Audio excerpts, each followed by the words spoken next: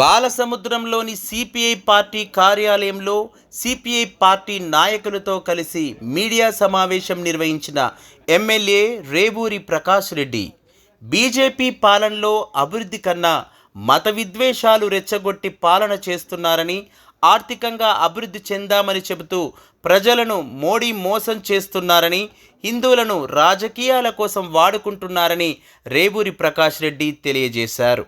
భారతదేశం అభివృద్ధి చెందాలంటే కేంద్రంలో ఇండియా కూటమి అధికారంలోకి రావాలని, అభివృద్ధి కొరకే వివిధ పార్టీలతో ఇండియా కూటమిగా ఏర్పడి ఎన్నికల్లో పోటీ చేస్తుందని, వరంగల్ పార్లమెంట్ ఇండియా కూటమి అభ్యర్థి కడియం కావ్య గెలుపు కొరకు అందరూ శ్రమించాలని, కడియం కావ్యను గెలిపించాలని ఆయన తెలియజేశారు. కేవలం రాజకీయ లబ్ధి పొందడం కొరకే బీఆర్ఎస్ రైతులపై కపట ప్రేమ చూపిస్తుందని, కేసీఆర్ రాష్ట్రాన్ని 7 లక్షల కోట్ల అప్పుల కుప్పగా మార్చారని, అలాగే మందకృష్ణ మాదిగ కేవలం బీజేపీ ఏజెంట్లాగా వ్యవహరిస్తున్నారని ఆయన దుయ్యబట్టారు. కడియం శ్రీహరి దళితుడు కాదనడం మందకృష్ణ మాదికు సరికాదని ఆయన అభిప్రాయపడ్డారు. 1994 సంవత్సరం నుండి వరంగల్ ఉమ్మడి జిల్లా అభివృద్ధిలో కడియం పాత్ర చాలా కీలకమైందని, మాదిగ ఉపకులాల్లో మందకృష్ణ మాదిగ చిచ్చుపెట్టి రాజకీయ లబ్ధి పొందాలని అనుకుంటున్నారని, మతతత్వ బీజేపీ పార్టీని మందకృష్ణ మాదిగ తన స్వలాభం కోసం గెలిపించాలనుకుంటున్నారని ఆయన వివరించారు. లోక్సభ ఎన్నికల్లో బీఆర్ఎస్ గెలిచే పరిస్థితి లేదని, బీఆర్ఎస్ బీజేపీకి పరోక్షంగా సహకరిస్తుందని రేవూరి ప్రకాష్ రెడ్డి అన్నారు.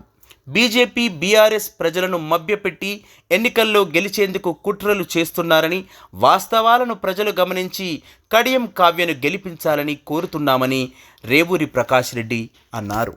గత 10 సంవత్సరాలుగా భారతీయ జనతా పార్టీ యొక్క ఆధ్వర్యంలో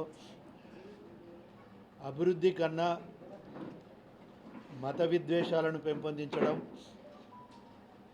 అంబానీ లాంటి పెద్ద వ్యాపారస్తులకు దేశ వనరులను దోషపెట్టడము, అదే కాకుండా చూస్తే స్వయం ప్రతిపత్తి గల వ్యవస్థలను సిబిఐ లాంటి దాన్ని, ఇన్కమ్ ట్యాక్స్ లాంటి వ్యవస్థలను రాజకీయ ప్రలోభాలకు ఉపయోగించడము, ఇది భారతదేశ ప్రజాస్వామ్య వ్యవస్థకు ఒకటి గొడ్డలు పెట్టి లాంటిది. ఇవాళ గతంలో మన దేశంలో ముఖ్యంగా ప్రపంచంలో మన రాజకీయ వ్యవస్థకు, మన ప్రజాస్వామ్య వ్యవస్థకు ఒక గుర్తింపు, గౌరవం ఉన్నది. కానీ వాళ్ళ దురదృష్టం ఏంటి అంటే, ఆర్థికంగా మనం ఏదో అభివృద్ధి చెందినామని చెప్పి 8వ స్థానం నుండి 5వ స్థానానికి వచ్చినాం, ఇంకా 3వ స్థానానికి వస్తామని చెప్పి ప్రజలను ఒక రకంగా మభ్యపుచ్చి మరి వాళ్ళ ఆధిపత్య పోరును, అదేవిధంగా ఎంత తొందరగా అంటే చూస్తే ఇది హిందువులకే నిలయం కానీ ఇతరులకు స్థానం లేదు అనే ఒక పద్ధతిలో ఆర్ఎస్ఎస్ యొక్క సహకారంతో ముందుకు పోతున్న సందర్భంలో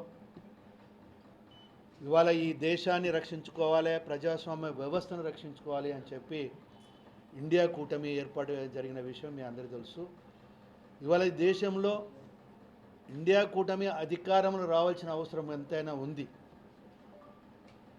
ఈసారి ఏమైనా తప్పిదం జరిగితే మాత్రము అసలు ప్రతిపక్షాలు లేకుండానే, ప్రశ్నించే గొంతు లేకుండా చేయడంలో నరేంద్ర మోడీ గారు కానీ, అమిత్ షా గారు కానీ సిద్ధహస్తులు కనుక ఇవాళ ఇండియా కూటమి ఏర్పాటు కావడం జరిగింది. దాంట్లో మరి కాంగ్రెస్తో పాటుగా సిపిఐ, సిపిఎం, వివిధ రాష్ట్రాల్లో ఉన్న పార్టీస్ కూడా జాయిన్ అయిన విషయం మీ అందరికీ తెలుసు.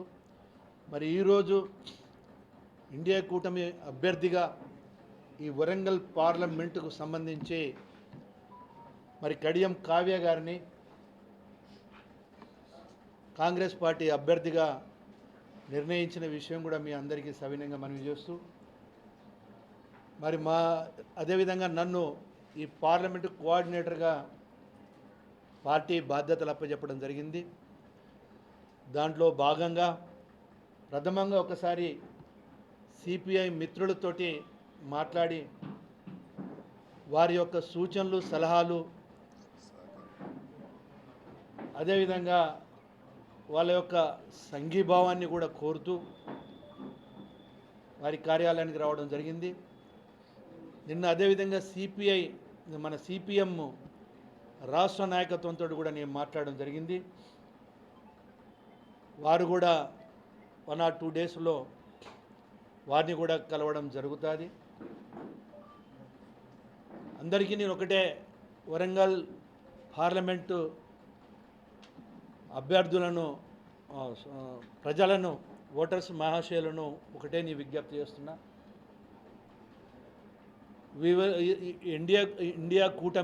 ఇండియా కూటమికి సంబంధించి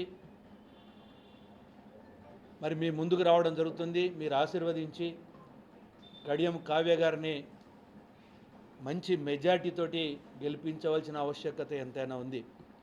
రెండోది ఇవాళ చూస్తున్నాం, టీఆర్ఎస్ నాయకత్వము తప్పుడు ఆరోపణలతోటి తప్పుడు మాటలతోటి వాతావరణం ద్వారా జరిగిన ఇబ్బందులను రాజకీయ లబ్ధి పొందడానికి మరి వాళ్ళు ప్రయత్నం చేయడము, మరీ ముఖ్యంగా రైతులను రెచ్చగొట్టి రాజకీయ లబ్ధి పొందాలని ప్రయత్నం చేస్తున్నారు. కానీ ఇవాళ రైతు సోదరులకు కూడా ఈ వేదిక ద్వారా నేను ఒకటే విజ్ఞప్తి చేస్తున్నా. నవంబర్ ఎండింగ్లో ఎన్నికలైనాయి, డిసెంబర్ 3న కౌంటింగ్ అయింది, డిసెంబర్ 7న మరి ముఖ్యమంత్రిగా గౌరవ రేవంత్ రెడ్డి గారు ప్రమాణ స్వీకారం చేసింది అనేది ఇది వాస్తవం. కానీ వాళ్ళ గవర్నమెంట్లో ఉన్నప్పుడే వర్షాపాతం తక్కువ పడ్డా కూడా రైతులను మనము కాపాడుకునే పరిస్థితులు ఉన్నాయి. కానీ వాళ్ళ యొక్క అవినీతి వలన, వాళ్ళ దుర్మార్గమైన ఆలోచన వలన, నిపుణుల సూచనలు సలహాలు తీసుకోకుండా చంద్రశేఖరరావు యొక్క పైత్యంతో కూడిన రీడిజైన్ అని చెప్పి పేరు పెట్టుకొని ఇవాళ ప్రజాధనాన్ని దుర్వినియోగం చేసి ఈ రాష్ట్రంలో 7 లక్షల కోట్ల అప్పు రాష్ట్రంగా చేసిన పెద్ద మనుషులు ఇవాళ సిగ్గు లజ్జ లేకుండా వాళ్ళ మాటకారితనంతో రైతులను మభ్యపెట్టడానికి ప్రయత్నం చేస్తున్నారు. కనుక రైతు సోదరులందరినీ కూడా మనం దయచేసి వాస్తవాలు గ్రహించి ఆ మాటలకు మోసపోవద్దనేది కూడా చాలా స్పష్టంగా చెబుతూ, రెండో విషయం ఏంటి అని అంటే, కడియం శ్రీహరి గారు అనేది వాళ్ళ కొత్తగా రాజకీయాలకు రాలే.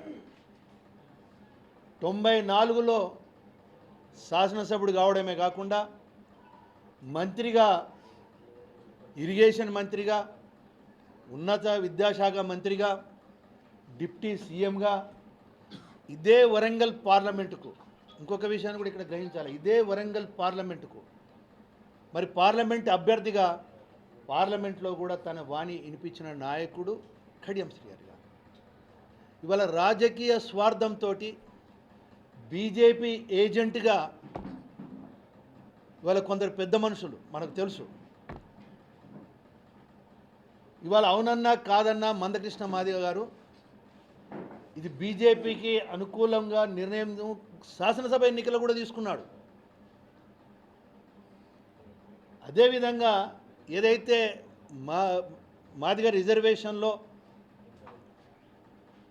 మార్పు తీసుకొస్తాము, రిజర్వేషన్కు కేంద్రంలో చట్టం చేస్తామన్న పెద్ద మనిషి ఈరోజు వరకు చేయకున్నా కూడా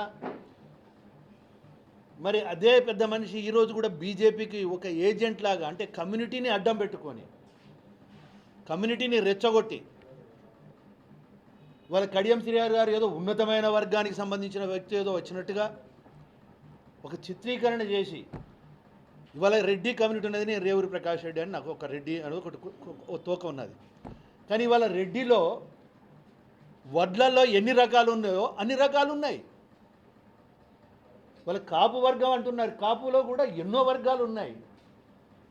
ఎస్టీ అంటున్నాం, ఎస్టీలో ఎన్నో వర్గాలు ఉన్నాయి. అదేవిధంగా దళితులలో కూడా వివిధ వర్గాలు ఉన్నాయి, 59 వర్గాలు ఉన్నాయి, కులాలు ఉన్నాయి. దాన్ని కడియం శ్రీహరి గారు మాదిగ కాదు అన్నట్టుగా చిత్రీకరించడం అనేది 94 నుండి ఈరోజు వరకు యాక్టివ్ పాలిటిక్స్లో ఉండడమే కాకుండా ఈరోజు కూడా మేము క్లెయిమ్ చేయగలుగుతాం. ఆ రోజు తెలుగుదేశం గవర్నమెంట్లో కానీ తర్వాత వచ్చిన గవర్నమెంట్ చూసినా కూడా ఈ జిల్లా యొక్క అభివృద్ధిలో ఎస్ఆర్ఎస్పి ప్రధానంగా ఎస్ఆర్ఎస్పి నీళ్లను తీసుకొచ్చి వరంగల్ జిల్లాను సస్యశ్యామనం చేసిన దాంట్లో ప్రధానమైన భూమిక పోషించింది కడియం శ్రీహరి గారు. ఇది చారిత్రక వాస్తవం. ఇలాంటి వాస్తవాలను వక్రీకరించి కులాలలో రెచ్చగొట్టి, అంటే బీజేపీ యొక్క సిద్ధాంతం ఏదైతుందో కులాల వారీగా మతాల వారీగా విభజించి రాజకీయ లబ్ధి పొందాలని ఏదైతే ప్రయత్నం జరుగుతుందో దానికి అనుగుణంగా ఇవాళ మందకృష్ణ మాదిగ గారు కూడా ఉన్న కులాలలో ఉపకులాలలో కూడా ఒక చిచ్చు పెట్టే ప్రయత్నం ఏదైతే చేస్తున్నారో దానివల్ల వచ్చే రాజకీయ లబ్ధి ఏముంటుందని అనుకోను. ఎందుకు అని అంటే ఇవాళ తెలుసు, ప్రతి ఒక్క దళిత కుటుంబానికి తెలుసు ఈయన ఒక బీజేపీ ఏజెంట్లా పనిచేస్తున్నాడని తెలుసు. ఇవాళ బీఆర్ఎస్కు ఓటు వేయించినా బీజేపీకి ఓటు వేయించినా అది మతతత్వ పార్టీని సపోర్ట్ చేయడానికి దోహదపడుతుంది, కానీ మాదిగ వర్గాలకు ఎవరికి ఉపయోగపడదు అనే విషయాన్ని కూడా మీ ద్వారానే స్పష్టంగా చెప్పదలుచుకున్నాను. అందులోంచి ఇప్పటికీ నిజంగా మీకు మాదిగ వర్గం మీద ప్రేమ ఉంటే, రిజర్వేషన్ విషయంలో మీకు చిత్తశుద్ధి ఉంటే ఈ పార్టీలకు సపోర్ట్ చేయడం మానేసి, బీజేపీకి సపోర్ట్ చేయడం మానేసి మీ యొక్క వర్గం గురించి హక్కుల గురించి మీరు పోరాటం చేస్తే మీకు సమాజంలో కానీ లేదా దళిత వర్గాలలో కానీ ఒక గుర్తింపు గౌరవం ఉంటుందని చెప్పి ఈ ద్వారా నేను సవినయంగా నేను మనవి చేసుకున్నాను. అందులోంచి ప్రజలను కూడా నేను ఒకటే విజ్ఞప్తి చేస్తున్నాను. ఇవాళ అవినీతితో ఈ రాష్ట్రాన్ని అప్పులపాలు చేసిన బీఆర్ఎస్ నాయకత్వం ఇవాళ మనం చూస్తున్నాం. లిక్కర్ స్కామ్, ఇవాళ మహిళల్ని మనం ఎంతో గౌరవిస్తాం. మహిళలు కొన్ని పరిధిలో ఉంటారు, వాళ్ళ గౌరవం రక్షించుకునేవలసిన బతుకమ్మ అని చెప్పి పెద్దగా మాట్లాడిన వ్యక్తి ఇవాళ లిక్కర్ స్కామ్లోనే ఇన్వాల్వ్ అయిన వ్యక్తిని మరి ఆవిడ కాపాడుకోవడానికి ఒక రకంగా నేను చెప్పాలి అని అంటే బీఆర్ఎస్ అనేది గెలిచే సమస్య లేదు, కానీ ఇండైరెక్ట్గా బీజేపీకి సపోర్ట్ చేయాలి అని ఒక దుర్మార్గమైన ఆలోచనతోటి, ఒక ఇంటర్నల్ అండర్స్టాండింగ్ తోటి బిడ్డను పోలింగ్ అయిపోయిన వెంటనే బెయిల్ ఇప్పించుకోనో లేకుంటే ఈ మధ్యనే బెయిల్ ఇప్పించుకొని బయటపడేసుకోవాలనే ఒక దుర్మార్గమైన ఆలోచన కూడా ఉన్నది. ఇది కూడా ప్రజలు గ్రహించాలి. అంత దుర్మార్గమైన ఆలోచనతో చేస్తున్న, లేకుంటే మొన్నటిదానికే ఇంట్లో వండుకున్న వ్యక్తి ఇవాళ ఏదో అంటే 10 సంవత్సరాలు కూడా ఎన్నో రకాలుగా రైతులు నష్టపోయినా, రైతు ఆత్మహత్యలు జరిగిన పరామర్శకు కూడా కనీసం వాళ్ళ పార్టీ నాయకులను కూడా పంపించని వ్యక్తి వాళ్ళ మొసలు కన్నీరు గార్చి రైతులను ప్రజలను మోసపుచ్చడానికి ప్రయత్నం చేస్తున్నారు. అందునుంచి వాళ్ళ ఇండియా కూటమి మిత్రపక్షాలతోటి అందరితోటి మేము సహకారం కోరుతున్నాం. వాళ్ళు సహకారం ఇవ్వడానికి అంటే మా బాధ్యతగా వస్తున్నాం. ఎందుకంటే కాంగ్రెస్ పార్టీ అభ్యర్థి ఉండడానికి మా బాధ్యత. బట్ ఆల్రెడీ వాళ్ళు మాకన్నా ముందే ప్రచారాలు మొదలుపెట్టి mouth to mouth discussion start అయింది. కనుక ఇవి వాస్తవాలు ప్రజలు గ్రహించండి. తప్పకుండా కడియం శ్రీహరి గారు యొక్క సేవలు అవసరము. అదేవిధంగా చదువుకున్న వ్యక్తి, ఒక విద్యావేత్త, కావ్య గారు డాక్టర్ చేశారు, సమాజం మీద ఒక అవగాహన గల వ్యక్తి, సమస్యను అర్థం చేసుకోగలిగిన వ్యక్తి. అలాంటి అమ్మాయిని పార్టీలతో పాటుగా సిపిఐ యొక్క ఆశీర్వాదాన్ని కూడా కోరుతూ, అదేవిధంగా సిపిఎం ఇతర మిత్రపక్షాల యొక్క ఆశీర్వాదం కూడా కోరుతూ, ఈ వరంగల్ పార్లమెంట్ నియోజకవర్గంలో ఉన్న ప్రతి ఒక్క ఓటర్ మహాశయుల యొక్క సోదరి సోదరుల యొక్క ఆశీర్వాదం కోరుతూ సెలవు తీసుకుంటాం. వరంగల్ పార్లమెంటు నియోజకవర్గంలో ఇండియా కూటమి వైపు నుండి భారత కమ్యూనిస్ట్ పార్టీగా మేము కూడా పోటీ చేయాలని చెప్పి మా రాష్ట్ర పార్టీ, మా జాతీయ పార్టీకి మేము చెప్పడం జరిగింది. మా అభ్యర్థి లెనిన్ను మా అభ్యర్థిగా పెట్టాలని చెప్పి కూడా మేము కొంత గ్రౌండ్ వర్క్ కూడా మేము ప్రిపేర్ చేసుకున్నాం. సరే, ఏదన్నా పైన నిర్ణయం జరిగినట్టుగా ఇండియా కూటమిలో భాగంగా కడియం కావ్య గారికి సీట్ రావడం జరిగింది. దానికి చాలా సంతోషం.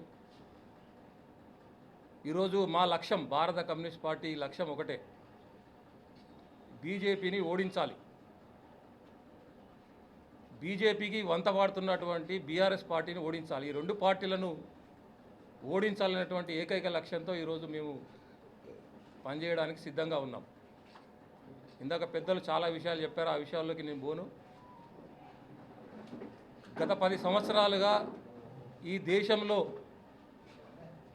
అనేక సమస్యలు, నిరుద్యోగం పెరిగిపోయింది, ధరలు పెరిగిపోయినాయి, డీజిల్ పెట్రోల్ ధరలు పెరిగిపోయినాయి, గ్యాస్ సిలిండర్ ధరలు పెరిగిపోయినాయి.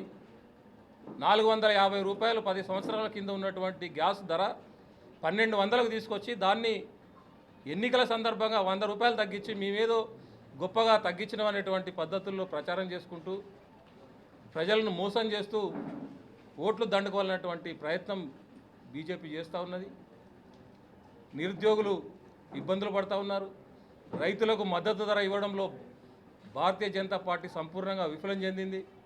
కేవలం రామ మందిరం పేరుతోనో లేకపోతే ఇంకో మతాన్ని రెచ్చగొట్టి, ప్రజల సెంటిమెంట్లను రెచ్చగొట్టి లబ్ధి పొందాలనేటువంటి ఏకైక ప్రయత్నం ఈరోజు బీజేపీ చేస్తూ ఉన్నది. ఖచ్చితంగా ప్రజలంతా కూడా గమనిస్తూ ఉన్నారు.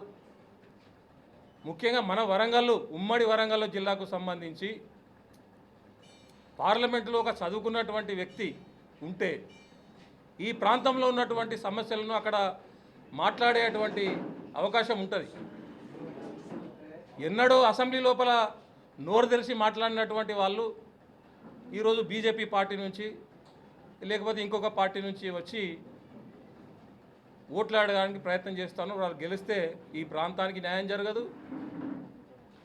అదేవిధంగా భారతీయ జనతా పార్టీ మళ్ళీ అధికారంలోకి వస్తే ఈ దేశం లోపల ఎన్నికలు అనేటివి ఉండవు, రాజ్యాంగం ఉండదు.